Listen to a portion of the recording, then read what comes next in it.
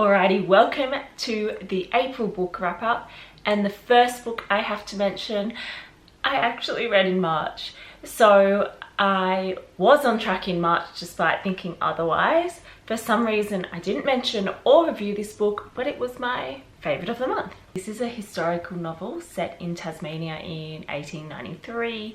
We primarily follow a woman, Caroline, with a bit of a mysterious past that we don't know about. That unravels as the book goes along.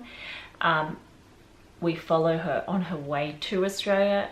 When she was younger, her father committed a terrible crime, and this book really involves her running away from that and from being tarred by that brush.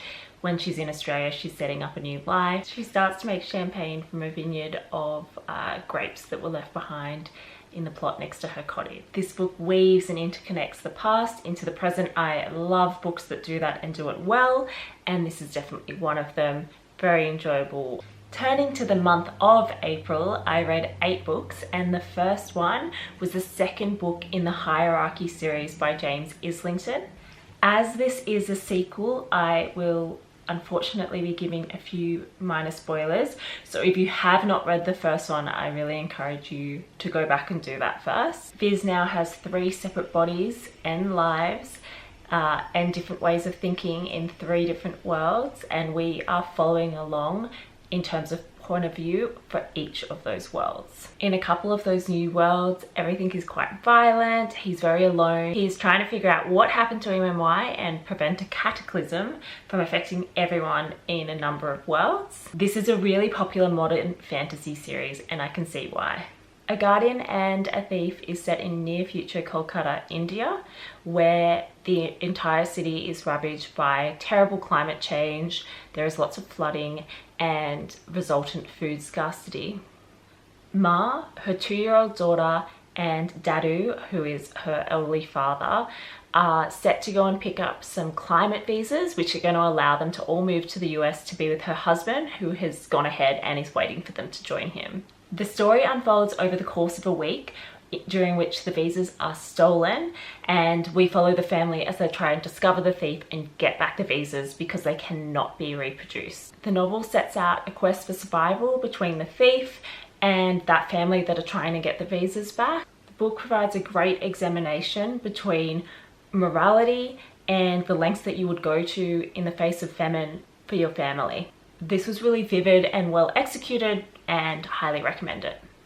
As mentioned earlier, I keep picking up sequels, so this one was going back to the first one of the sequel I loved, which was One Golden Summer. This was another fabulous example of the romance genre, and I did really enjoy it. However, I ruined it for myself by reading the sequel because this book builds up with a massive twist, and I already knew what the twist was because it's mentioned in passing in the second book. So that definitely ruined a lot of that kind of build up for me. The book takes you through Percy's life and the summer she spends at a cabin on the lake. She makes friends with the boys next door, and in particular the younger boy, Sam. They become really good friends, and as they grow up together and learn more about each other and themselves, shock, they fall in love. As is always the way, miscommunication and timing ruins them, and another twist occurs, which I will not spoil for you like I spoiled for myself. If you're into romance, recommend the series. Next up, we have The Compound. This one isn't super highly rated, but as someone that's watched way too much reality TV, I was kind of interested by the concept that this one covered.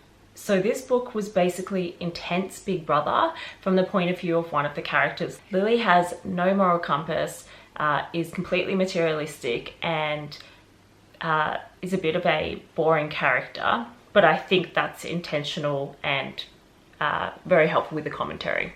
The premise of the TV show is that there are 10 male and female contestants that are competing in group and personal challenges, basically for rewards, typically of a vapid nature, but sometimes helpful things for the house as a whole. The TV show adds in a bit of a Love Island element because people can only stay if they are coupled up at the end of each night. The book holds up a mirror to our world of influences, our mass consumer culture, and just general vapidness. So I found it very interesting from that perspective. Our central character Cyrus is the son of an Iranian immigrant who has recently passed away.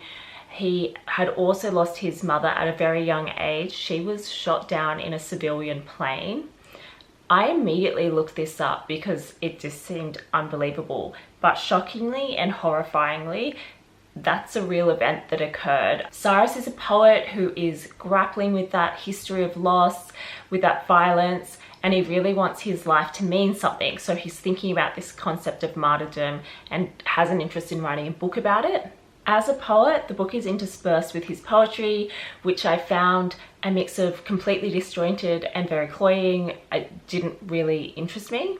This is a really well-loved and rated book, but for myself, given my disinterest in poetry and the fact that there are a number of chapters detailing his dreams where he interacts with historical figures, it just didn't quite capture me. Next up, we had One of Us, which was yet again a sequel that I didn't realize until I finished the book. I think this book can be read as a standalone. However, I think a lot of the motivation behind one of our main characters would make a lot more sense if you had the first book under your belt and had a bit more depth to it. So it was alluded to, but it didn't really make as much sense without getting that full context. So in this book, Fliss, the eccentric older daughter of a high-powered family in London, is found dead in Bali.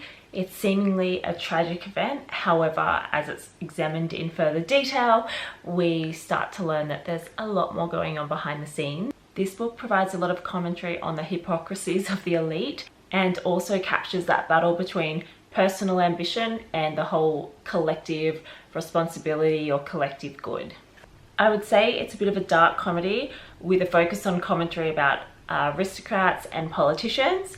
I think the sad thing about it is that it's scarily and eerily close to the truth. While there was nothing wrong with the book, I don't think I'm going to go back and pick up the first one. So probably on that basis, I wouldn't necessarily recommend it. Next up, we have My Husband's Wife by Alice Feeney, and let me tell you, I was hooked on this one from the get-go. So we have Eden Fox. She's just moved into a small town or a village with her husband. She's about to have her first exhibition as an artist in the area, but before she does, she goes for a run. When she returns from her run, her key doesn't fit.